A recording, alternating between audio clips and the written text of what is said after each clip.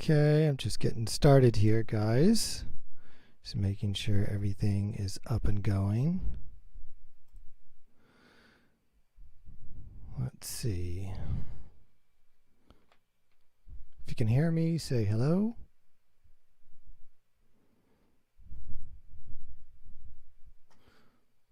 Let's see.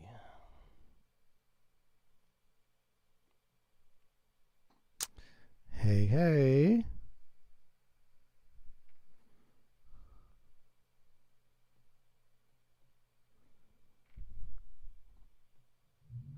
Check 2. Hey, guys. If you can hear me, say hey, you can hear me.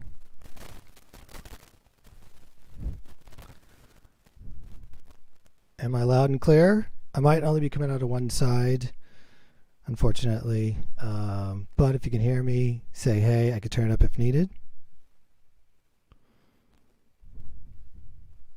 Okay, cool. Great. Sounds like you guys can hear me. So I'm going to show you guys some things and kind of how I produce some of my music. Today I'll be talking about one of my remixes. This is a remix I just did. It came out about a month ago, and the artist's name was Sunil Fox, and the song is called Standing Tall. And he sent me a bunch of stems. It was more like kind of electronic rock kind of song, and I turned it into more of like a future bass type of song. So let's see. I'll play you a little bit of it so you can hear it and check it, make sure the sound is decent.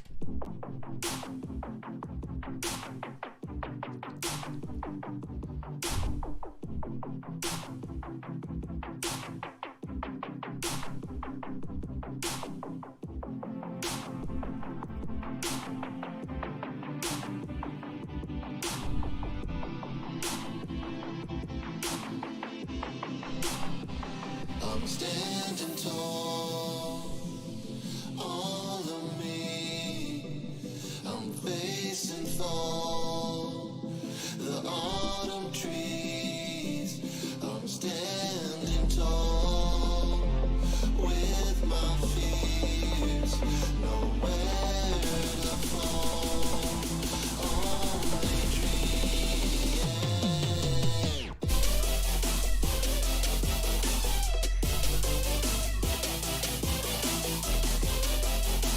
So this song is, it's a little different than most of my tracks, where it's not as much as like a worldtronica sort of vibe, and it's more of like a future bass, kind of more modern electronic sort of thing I was going for.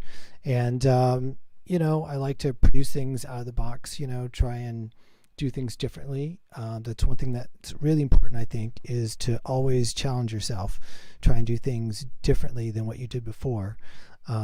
So I try and use like a new synthesizer or some new element or new VST to experiment with in every song or remix that I do. So maybe we'll start off with the vocals. Sunil Fox had sent me 5 different songs, and he said, pick one of the songs. And there was a song and I really loved the vocal, and I said, hey, I really love the song Standing Tall. And he said, well, that's my vocal. And he is one of his favorite songs on the EP. And I said, I have an idea for it. I think that would be really cool. So he said, sure. And so he sent me the stems. And for remixes, there's different ways you can go. You could start with a remix and use most of the stems. And when you do that, the remix kind of sounds more like the original song, but just changed a little bit. What I like to do is I like to dissect things and really, really, go there and try and make it completely different. So these were some of the stems that I didn't use. There was some extra vocals, some drums, effects, guitars. We could even play some of these so you can hear what it sounds like. Not sure how loud they are. Let's see. Oh no, these are on. That would help.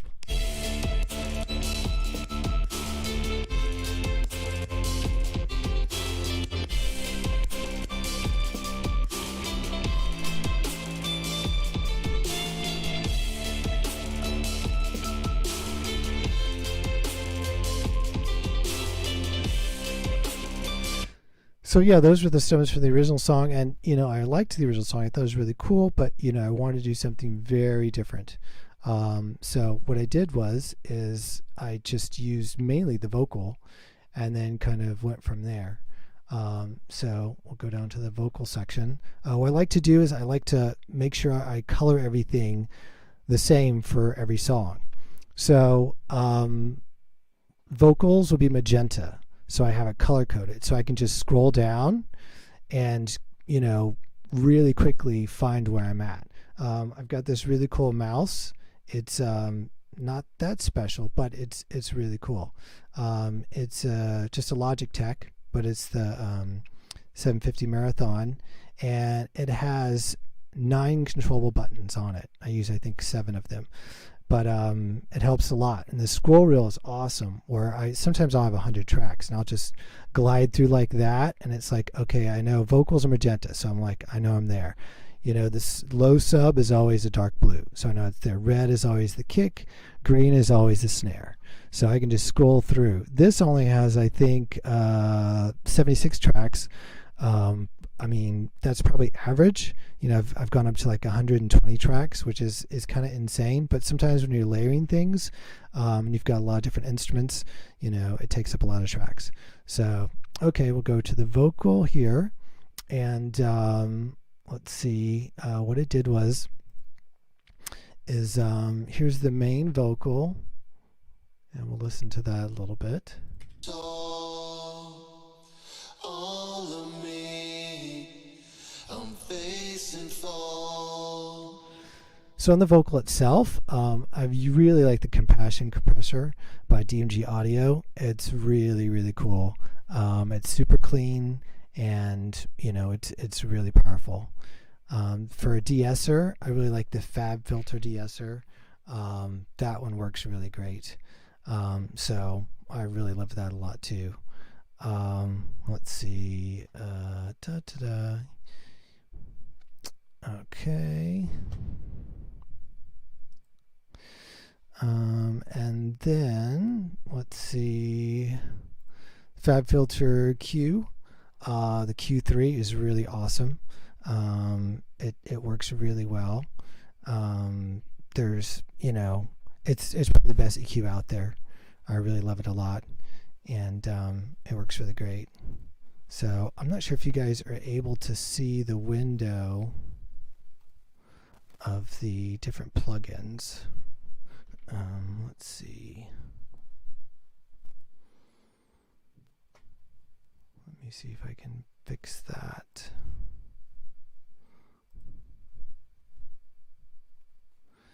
No, I don't think you guys can see that. So what I'll do is, I guess some you can see and some I have routed to a different screen, but that's okay.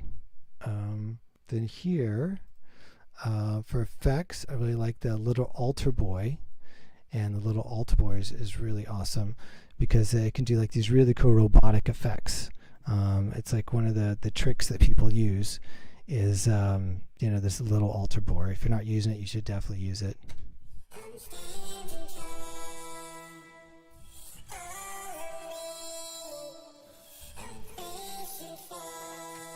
So I have it pitched in octave, plus it gives kind of like a robotic voice. So together, it's, if you're just using the main vocal, I'm standing tall. then you add it. All of me, I'm facing fall. The autumn tree. And if you can tell, I'm automating the mix, so it's like wet and dry. I like to do that a lot with basically everything. Automating the wet and dry for, reverb, delays. I do that quite a bit, and it gives a lot more depth and a lot more texture to everything. So I really like that a lot. Let's see, what else do we have? Compressor again. The deep esser, as I showed before. Let's see if I can grab that and bring that over there. There we go, so you can see it. That it works great. It's the Fabfilter Q3 again, very similar. So I basically just had doubled the same track and then added a little Ultra Boy, And then for the chorus, here are some other vocals. Dub Station is one of my favorites. It's by Audio Damage. And it's a kind of a dub delay, so it gives like a delay with filters. It's just really easy to use. I really like plugins where you can just throw them on and they sound great. You could make your own dub delay through Ableton, which I have, and have different filters, a lot of different effects, and it's great, but that takes a lot of time. This you can just throw it on and then play with some of the presets and off you go. I'm all about trying to get the song done, working as quickly as possible, efficiently, and doing things that sound great. Ultimately, it sounds great, but also making your job much easier, because there's nothing worse than going down a rabbit hole of trying to work on a particular sound or an effect, and it's taking forever, where you could use one of your own presets from a different song, or you can use presets that are within a certain VST, or using a VST that combines a lot of different effects into one. One example of that, let's see if I have it here, is I don't have it here. There's this one called Endless Smile, and it basically takes there's a lot of different effects into one, and it's great. So that's like an example. Let's see, here's a snare group. So I like to layer my snares, and snares are always in green. So I'll go ahead and play a little bit of this.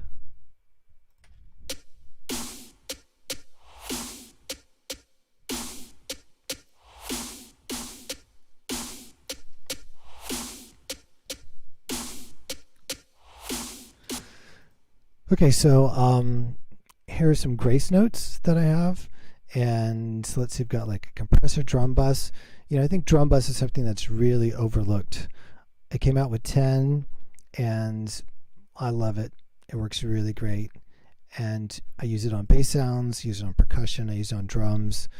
It fattens things up, and it's pretty clean. And I really like the wet-dry function, where you can make it wetter or drier. Here are some analog analyzers that I have, and these analyzers are great because I can really see everything that's going on. I've got some of my presets here, and with the presets I can just dial in whichever analyzer I want. So here I can see exactly like what's going on as far as where the notes are and where they're hitting, and that's really important in every song. Okay, here, let's see, I've got the main snare.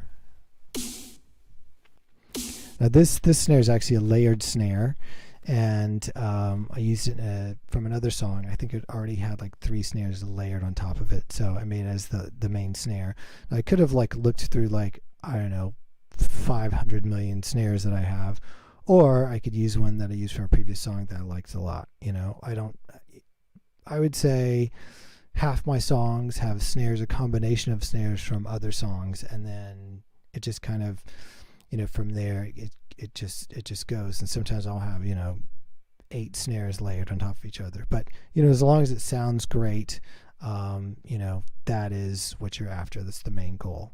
So it's a lot of people are saying, they'll say, oh, don't layer more than 3 snares or 4 snares, but I think as long as it sounds great to you and as long as it's tuned, that's really, really important. So as you can see here, it's this particular note is B2, where this snare hits, and then I have another layered snare that's E3. So B2 and E3, and these are notes, these are frequencies, right? So I layer them, but I layer them to where they're not on top of each other. So these two right here are similar but different.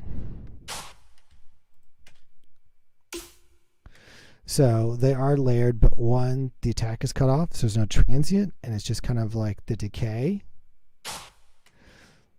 And this has more of a transient, and it's just a quick hit, like just a quick transient. And then you have the main snare here.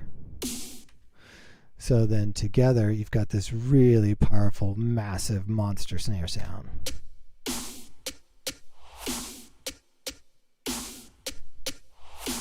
Another thing I like to do is I like to have reverse snares or reverse claps on some of the snares. So every other snare on the chorus or the drop, I have the reverse clap on it. I'll play a little bit of that so you can hear it. So I'll play it again.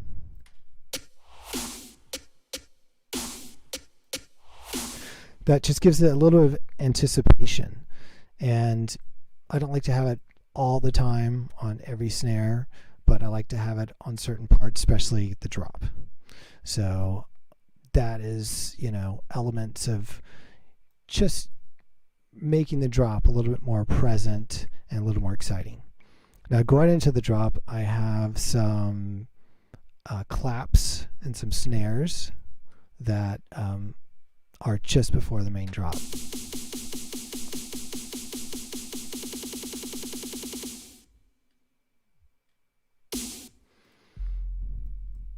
And with those, you know, I'll usually copy the pattern just to make it super tight. Sometimes with these, the other drums, the claps and the snares, some will be on, some will be off. But when I have the rolls that come into the drops, usually I like to have them all the same pattern. Okay, next, let's go into the sub. I know sub and kick, that's a major problem with a lot of people. So one thing that you want to make sure is that you're not overlapping your snare and your kick together. You want to make sure that the frequencies are not being masked. So the easiest way to do that is with some sort of a gate or a sidechain compressor. So last time I showed you guys this gatekeeper that I've been using, and what it does is basically it acts as a sidechain. So right here, this cuts out the sound. So this is cutting out, let's see, I'll put it like that. So this is where the kick would be in this hole here, and then the sub would be playing, but it would be cutting out this section. So I'll let you hear it and see, let you hear it and see what I'm talking about. Okay, let's do this part.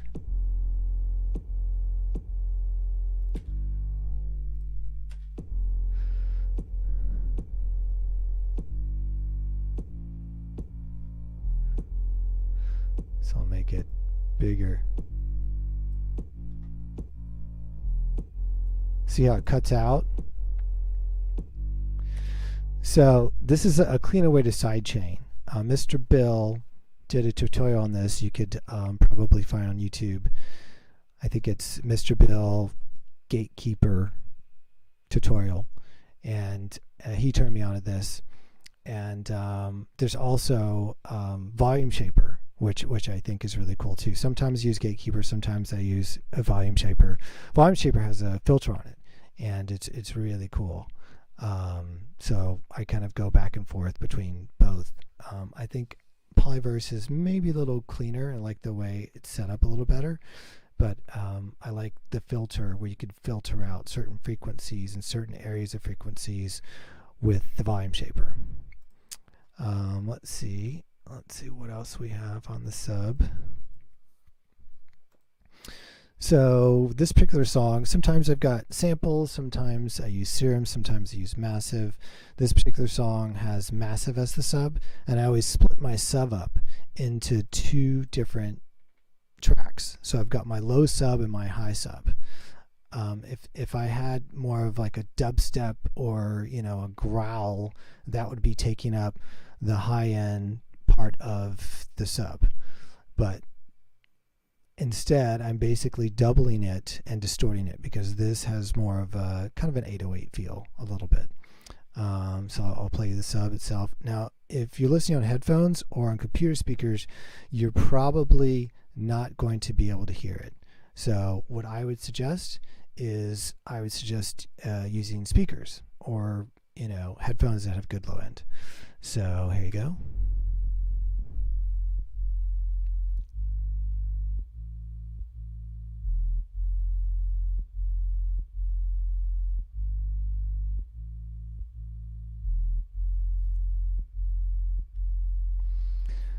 Okay, so on here, I don't have much on here. I've got the sub filtered, and then I have, and that's basically it for this sub. A lot of the processing I actually do in Massive itself, and the subs I like to keep fairly clean. Now, the high sub, what I like to call it, is basically the same Massive, but then it has distortion as the drum bus, and it's EQ'd. So what this does is I have the low cut on the high bass, and the low bass I have the high cut. So you've got the high cut out of there, so it's only the sub that you're hearing. And then in the high sub, or the high bass, which is the Massive there, if you go into Pro Q, I have it to where all the low is cut out and it's just the high end. Now it might be kind of hard to hear because it's mostly low frequencies. So together you can hear both. Now the reason why I do this is because the sub is so low that you won't be able to hear it with most speakers. So you add the distortion to the track that's doubled, and what that does is you can hear the harmonics of the sub. So it gives it more presence and a much wider frequency range. So the frequency goes more into the mid-range and the high end so that you're able to hear the sub fully. So you can hear the notes. Here you go. Here's with them both.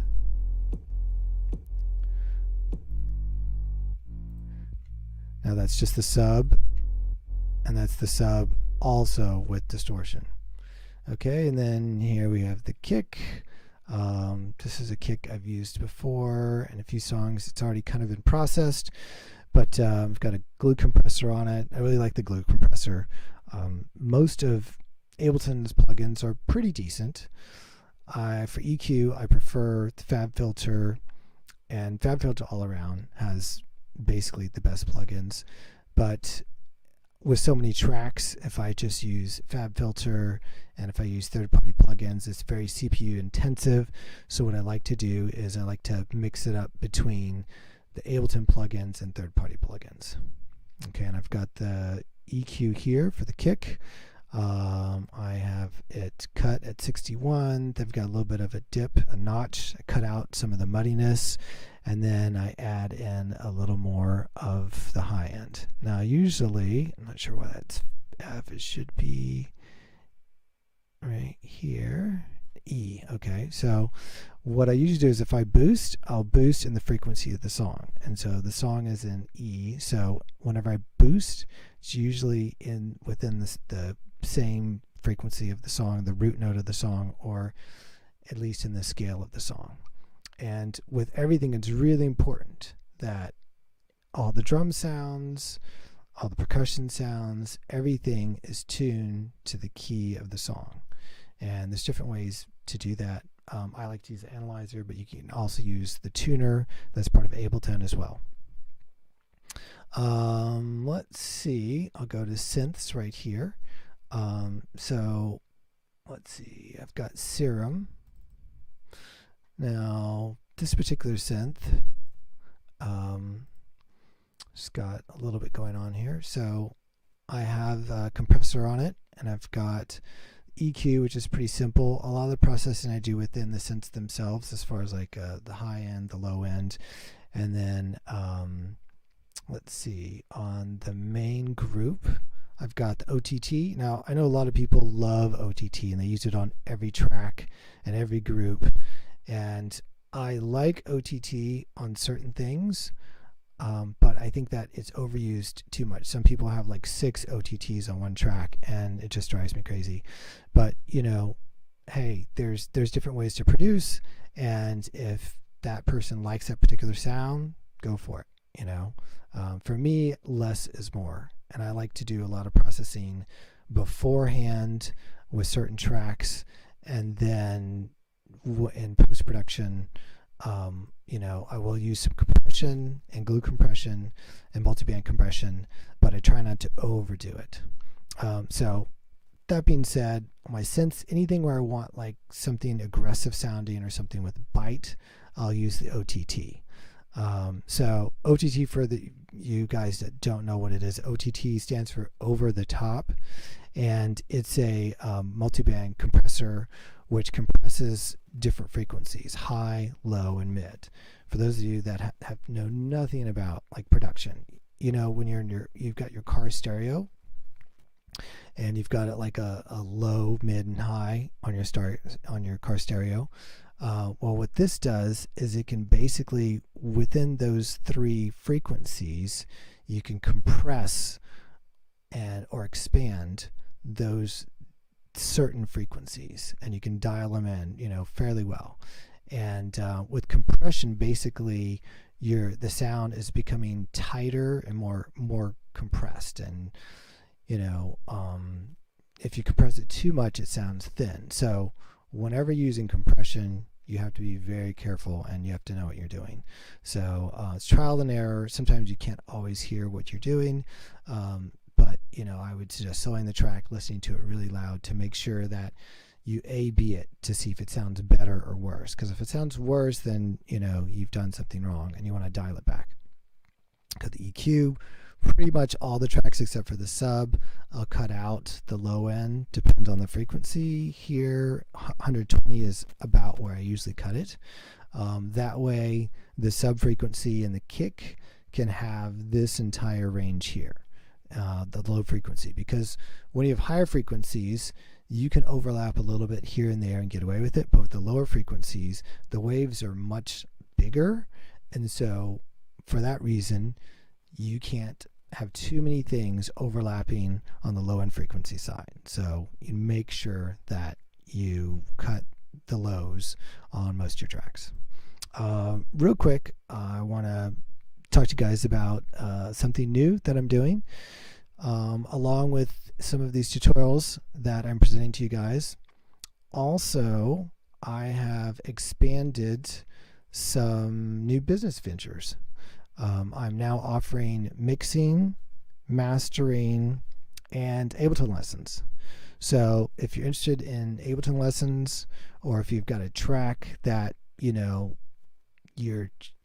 trying to dial it in but you just can't get it there, or if you feel like your production is halfway there, or you've got a song that you're not that happy with and you need some help with mixing or mastering, I'm offering those services. If you are a beginner and you want to learn more about Ableton, I'm happy to help you. I think that my services are probably best for people that are, I would say, a little more advanced, or maybe middle of the road. But either way, I'm available. I've got lots of extra time now that I'm not touring as much because of what's going on.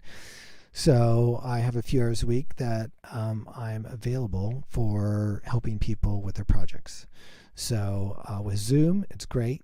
I can share my screen. I can share, the other person can share their screen. And if they have a session, I can actually control their computer and show them what they need to do to fix a track. A lot of times people, have tracks that are very muddy. They've got certain effects that they want, but they don't know how, to get to that point. So, just hit me up. You can direct message me, or you could go to my website, and I'll also have a link that I'll update on this post. Also, if you'd like to donate, I'll have a donate PayPal button as well if you'd like to donate. So, okay, there you go. And spread the word. I'm available with all of these services, and with Ableton coaching, Ableton training, and I think that you'll get a lot out of it. Okay, next. Now this is more advanced. This is the Fabfilter Pro-Mb, which is a multiband. So this is another multiband compressor. But what I'm doing with this is I'm actually using it as sidechain. So with this synth and everything in this group, basically it's fighting for the same frequencies as the vocals, but the vocals are more important than the synths. So what I want to do is duck out the synths while the vocals are singing.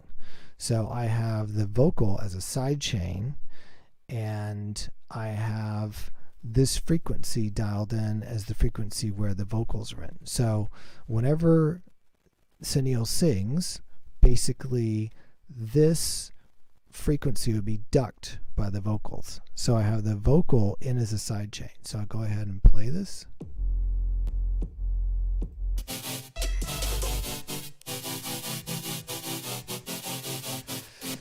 I'll play it on a vocal part.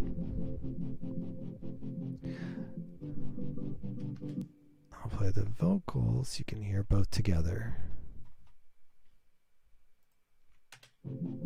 And if I stay here for some time, realize and feel more together.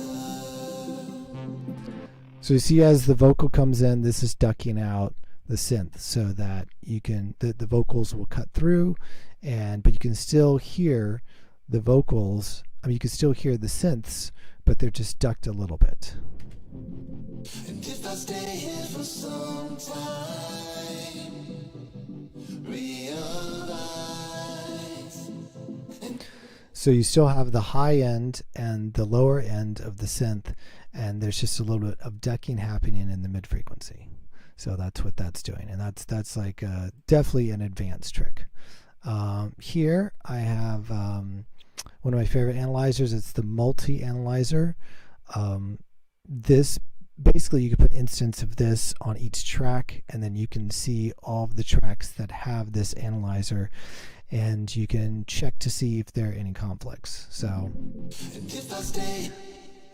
the blue is the synthesizers, and actually the pink, which I know what it is because pink's magenta is always vocals, but I don't have it listed here, but just to let you know. And if I stay here for some time, so I knew right there was the conflict point. And so that's when I went in here and then dialed in the frequencies of where to duck it out, and using the Fabfilter multiband compressor as a sidechain compressor. So, and that is definitely very advanced for some of you guys. Let's see, I'll go through some of my tracks of the synths.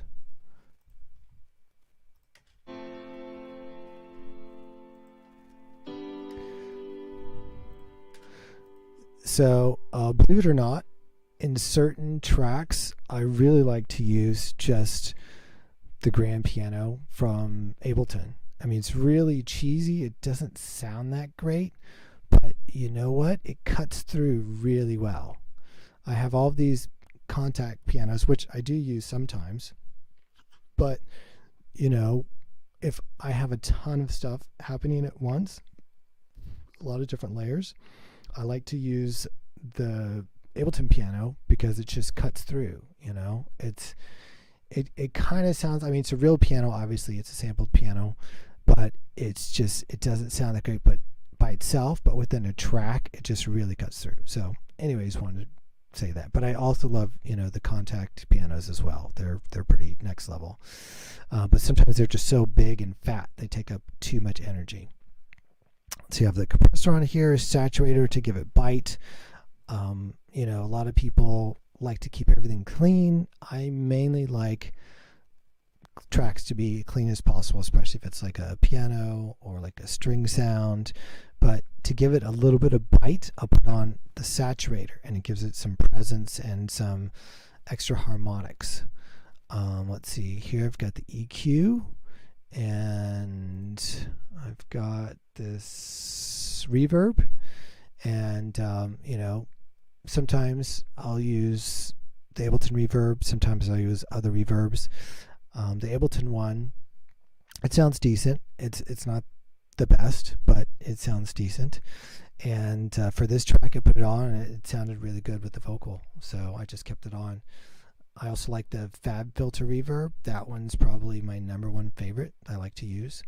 But with CPU and certain computers, I like to keep things low CPU intensive, because within my tracks I'm also mastering, so I keep that in mind. And some people say, well, if you're just using all Ableton plugins, there's aliasing, there's phasing, there's a lot of problems, which I think could be true. But if, I like to mix and match between Fabfilter, other VSTs, and also Ableton's as well. Let's see what else we have here.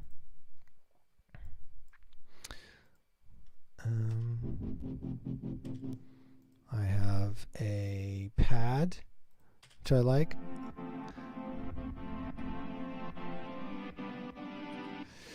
So the frequencies of these are a little different. So I've got this kind of arpeggiated saw, which is a lower frequency, and then the higher frequency I have this pad. So together it gives like this really full sound.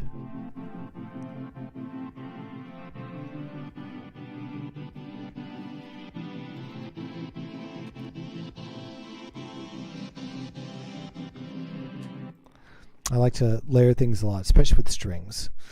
So this particular song, I wanted to start off more kind of open-ended, and so I wanted to have just a really beautiful strings and pads coming in at first, and then a vocal to kind of just grab you, and then after that go into the drop.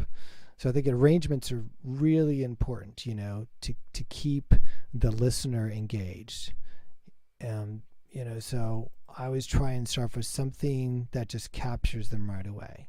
I really like here.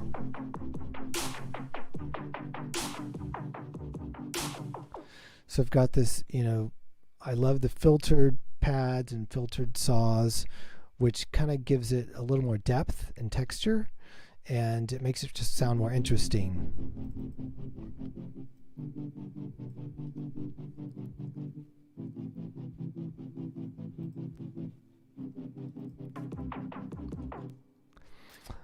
Let's see what else. So I use a lot of filters. Here's the string part.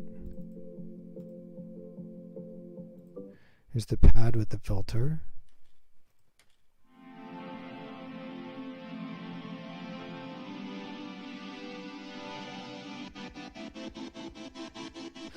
Yeah, so I do a lot of automation of filters because it just makes things sound more interesting, because it starts off with, you can't hear much of the high end at all, and then towards the end you can hear more of the high end.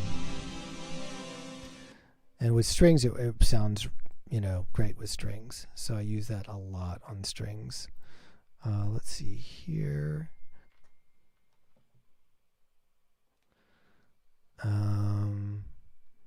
There's this really cool synth that I found called the Repo One, and it's by UHE, and it has all these really cool kind of like analog sounds. It's a really cool synth. If you haven't checked it out, you should check it out. Let's see, play a little bit of that.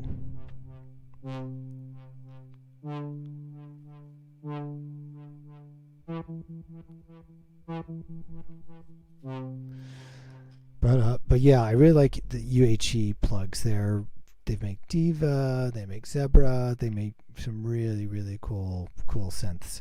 And that one, a lot of people, for some reason, that just kind of got overlooked, but it does really, really cool sounds, and it sounds like analog, and it's not very expensive, so you should check it out. I think they have like free demos as well. Let's see, I love arpeggiators. This is a Serum arpeggiator. This patch, I think, is just a basic patch.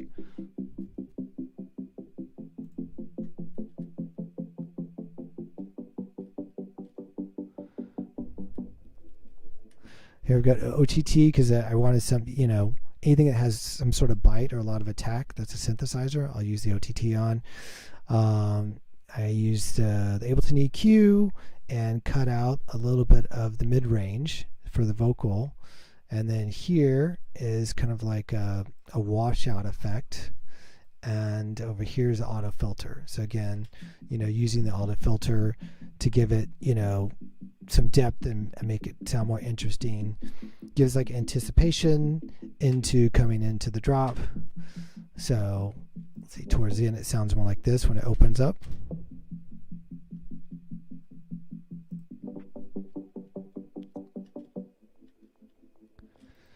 And there I have a filter that cuts in. So that's what happened towards the end there. Another filter on top of a filter. I did that a lot. Here's another arpeggiator. It's the main arpeggiator. Again, OTT. I've got the glue compressor, EQ, a couple of filters, an auto filter just to kind of filter out the high end, and an alto filter to make it a little more interesting, cut out the high end, and then bring it in slowly. So basically, everything is about building up anticipation into a vocal or the next part. So I have everything, all these different things filtered, which you can hear.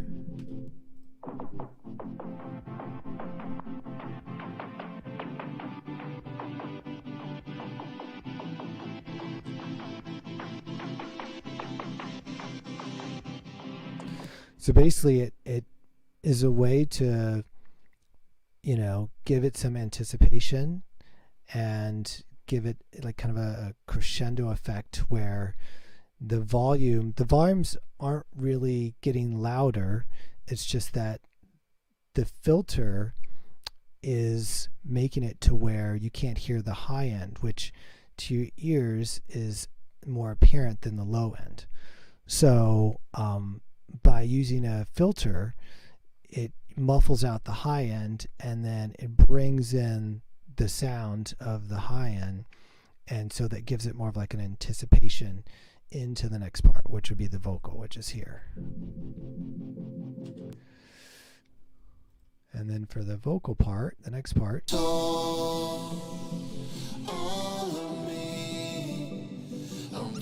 I also filtered the synthesizers as well in this part. So I filtered it, and then as it's being unfiltered, then it drops into the vocal, and then it's filtered again.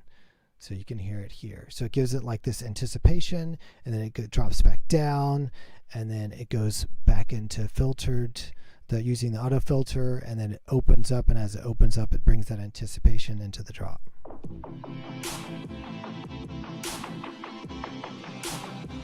I'm standing tall. So it goes from a filter, opens up, and then it filters again. So same thing going into the drop.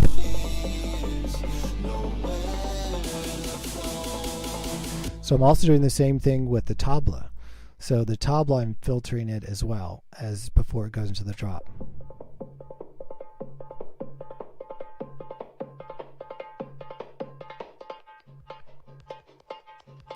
So it's all of this anticipation that happens before the drop, and that's really important because you want people to know there's something happening, there's something that's coming.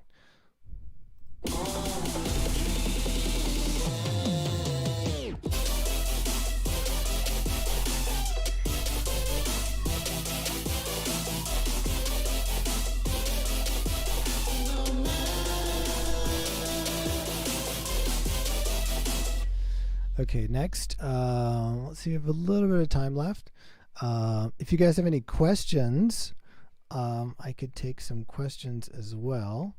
I'll go through the rest of this, but if there's some exciting question that, someone wants to ask, then I'll hopefully be able to answer it.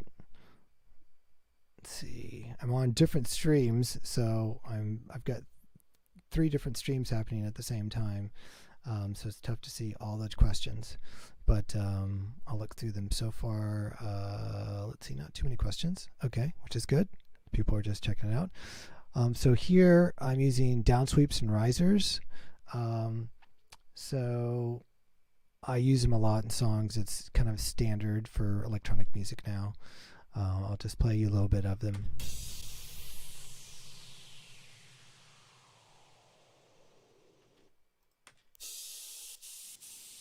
So I've got the crash, I've got some risers and down sweeps.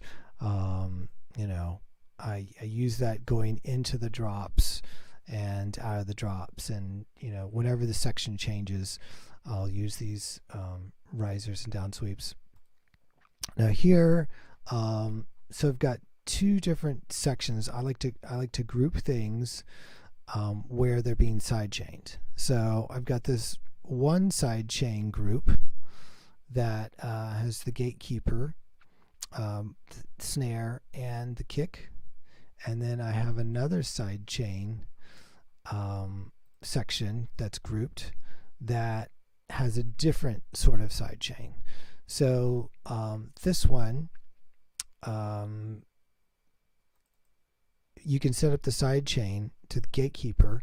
Depends on how much you want to sidechain it.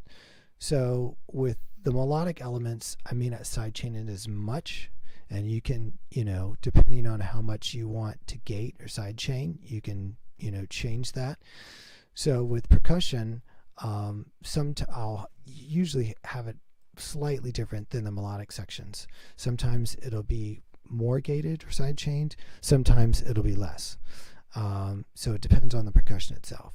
So let's see. I've got and sometimes here's an example of what I also do is I'll just cut out sections of the percussion, and you know, where I don't even have to sidechain them. So this is an example of what the percussion sounded like before. I think it's the same. And then I basically, anywhere where the snare and the kick would be, I would just cut it out.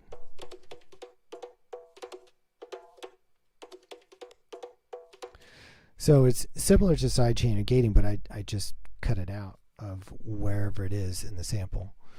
And that's just, you know, just super clean that way. Depends, certain percussion, I don't sidechain like this, and I just let the gatekeeper sidechain it, or I'll cut it out, and when I cut it out, it's just super clean. And so right here is where, like, basically kick, snare, kick, snare. So it's just cut out in certain sections. Sometimes I'll just cut out the kick, sometimes I'll just cut out the snare, sometimes I'll cut out both.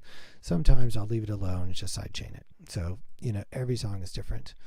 Let's see, I've got this hi-hat. Pretty basic.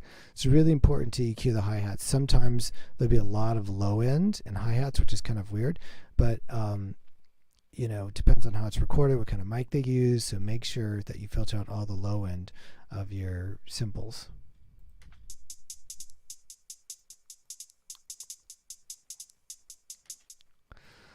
Okay, here's another hi-hat.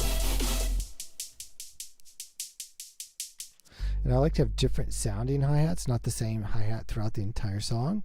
So I've got like 3 different sounding hi-hats. I've got, this is more of like a tighter one.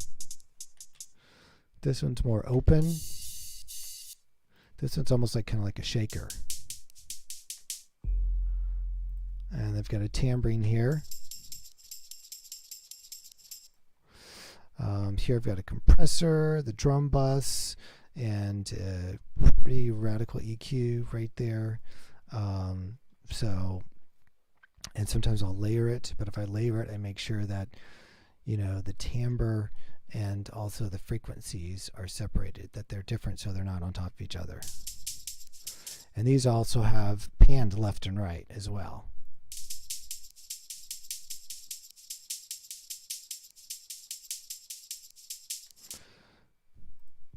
Let's see, now we're going to the lead, which is most of the work that was done in the song was this section, this lead. I wanted a lead that was really powerful, kind of EDM-ish, but also I'd want it to sound different. I didn't want it to sound just like every other, feature-based song. So I wanted to have the lead as just a very interesting sort of sound that I created myself. And here's what it sounds like.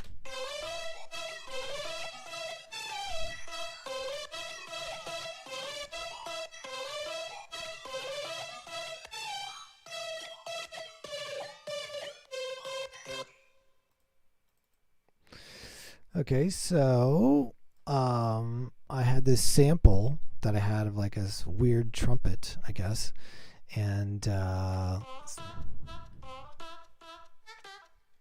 so that's one of the sounds. I layered them, 3 different layers to give it like that really unique sort of sound. I compressed it, EQ'd it a little bit. There's this sonic maximizer that I like a lot that can bring out harmonics of the high end. If there's certain sounds where I'll EQ it and I just don't get the high end that I want out of it, I'll use a sonic maximizer and it brightens it up and it works great. It's like magic. Let's see, the other layer that I use. This is like this crazy serum sound that I have. And it has this mangle button that I'm also automating.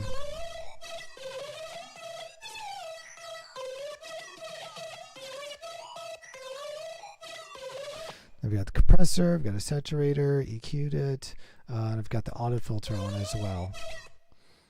Let's see, and then here I've got yet another layer. And this is kind of like a basic kind of synth trumpet sound.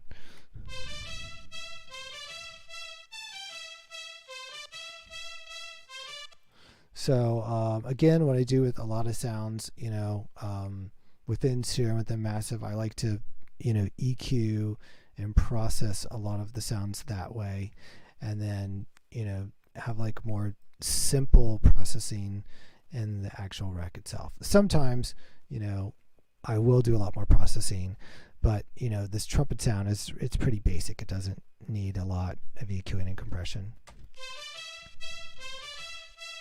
Plus it's layered. So you had this weird trumpet sound. Then you've got this sound.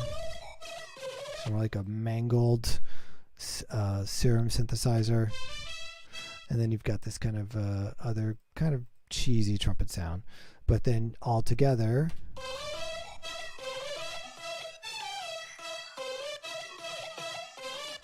so that in the drop it comes in and you've got something interesting and exciting and powerful that comes in during the drop. So here we go.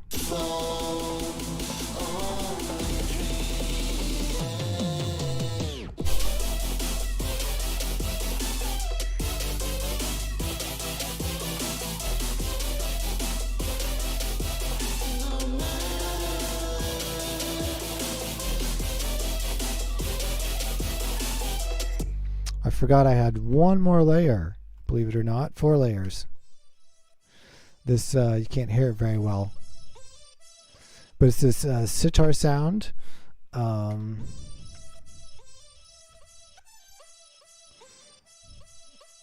So I have that as well. So it gives it an organic texture to the layer. So yeah, so you've got 4 different things happening at once. A sampled sound, a serum kind of mangled synthesizer, then you've got this trumpet sound, and then a sitar that's cut up. This is a sitar that I use. This is a sitar solo line, and I just grabbed one of the pieces of it and then threw it in the rack and pitched it, and bam, there you go.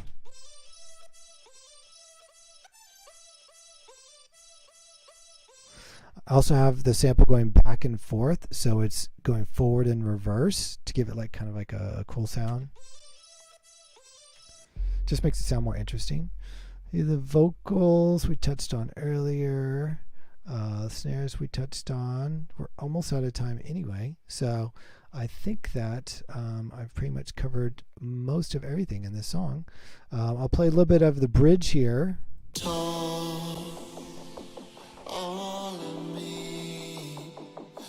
can't recall who I used to be. I'm standing tall with my tears, nowhere to fall, only dream.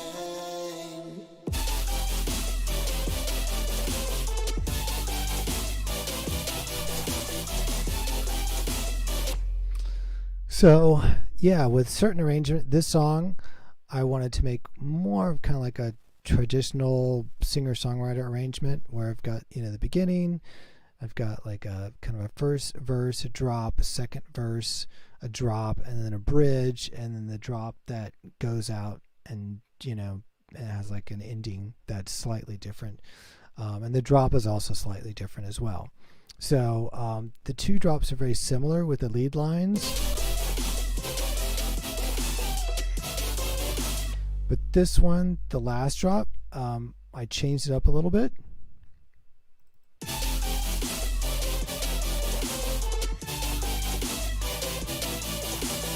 Because you always want to have surprises for the audience. You want to do something a little different and make it exciting, but it's still familiar. And I think that's really important. The end here, let's see.